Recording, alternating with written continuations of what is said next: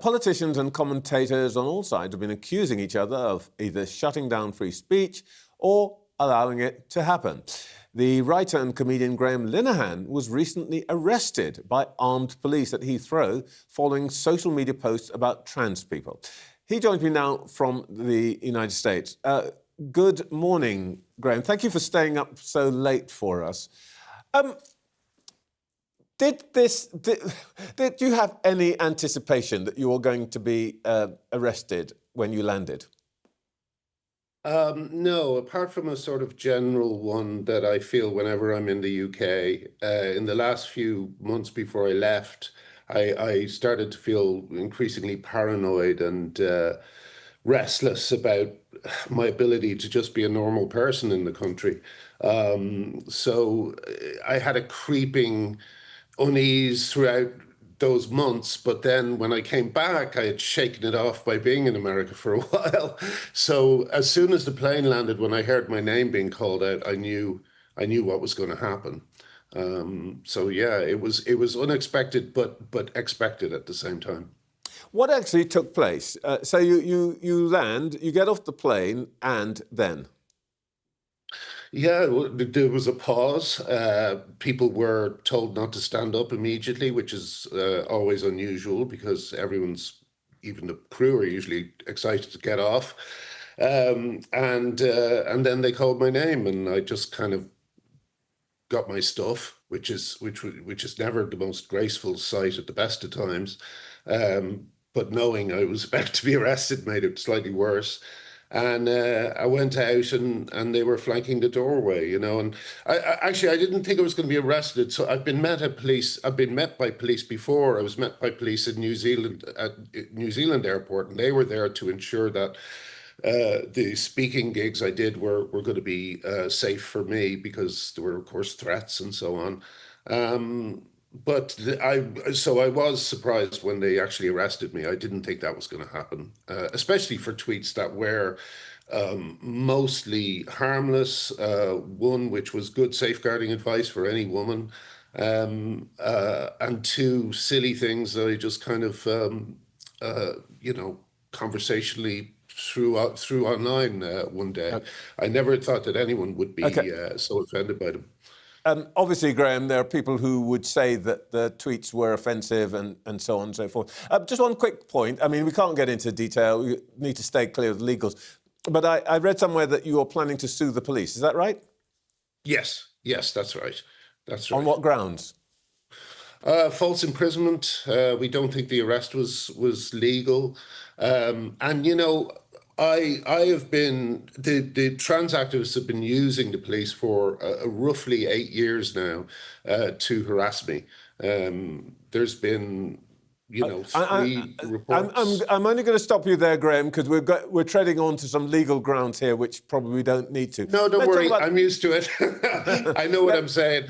But that is the case. The police are being used as a sort of a goon squad for these guys. Let me ask you about a wider question. J.D. Vance says that the United Kingdom is in danger of undermining freedom of expression, and to some extent he's supported by the president. What do you think about that? Well, I mean, it's clearly true. Just before I came on here now, Trevor, there's another story about police going to someone's door to check on them for a social media post, and it's never for anything other than, like an offence related to either trans-identified men or something to do with the current fears people have about immigration.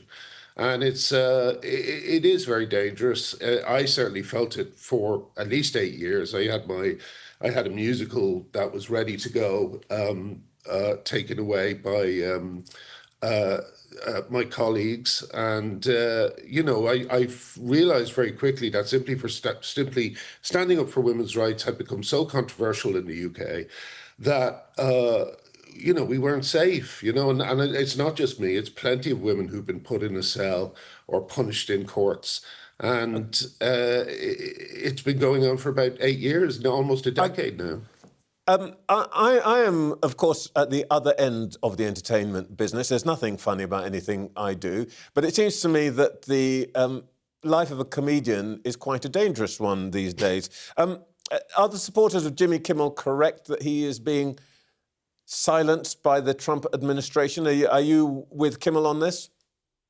Well, I certainly don't think that the Trump administration should be influencing decisions made by TV companies. That's definitely not on. But I do find it quite ironic, or I'm not sure what the word is, that 9 or 10 days after a man was shot through the neck for literally trying to speak, the symbol of Charlie Kirk's life is the microphone, not only in the sense that he used it himself, but he handed it to others and allowed them to make their points without interrupting, without being superior or arrogant or argumentative. And he was silenced forever. So the idea that Jimmy Kimmel is some sort of hero of free speech is quite absurd after that happened. And of course, the reason that it's happened to that extent is because on his death, Charlie Kirk has been smeared and lied about by the same people who lied about him during his life.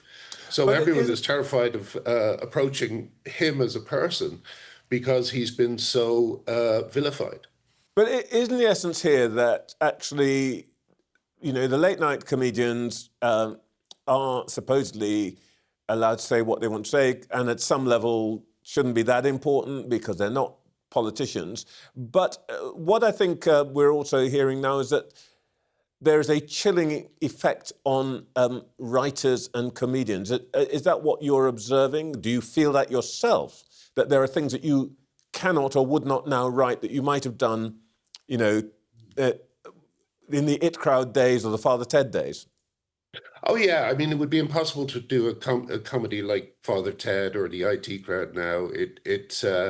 The feeling of 1,000 people looking over your shoulder as you write would be intolerable. And the 1,000 people looking over your shoulder are the various supposed minority groups that TV executives think need protecting.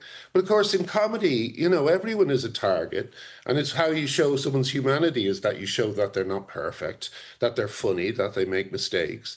But all these, I have to say, white middle-class TV executives, they look down on everybody. So they think that when you make a joke, you're punching down. It's impossible to create comedy in that kind of atmosphere. And the only people who can survive in that kind of atmosphere are people who simply never say anything interesting. So I mean, that's why I left for America. I just can't do what I want to do over in the UK anymore. Okay, is satire dead? It's dying. I don't know if you saw a spitting image, but oh boy, I can't. Another show that I was that I was slightly involved in was Brass Eye. Chris Morris's incredible boundary-breaking show. Imagine that being made now. It is impossible to imagine it being made now. And so we're going backwards. We're going backwards. We're not moving forwards. We're going backwards. OK, well, we'll fly the banner for the unsayable here on Sunday morning. Thank you very much, Graham Linehan.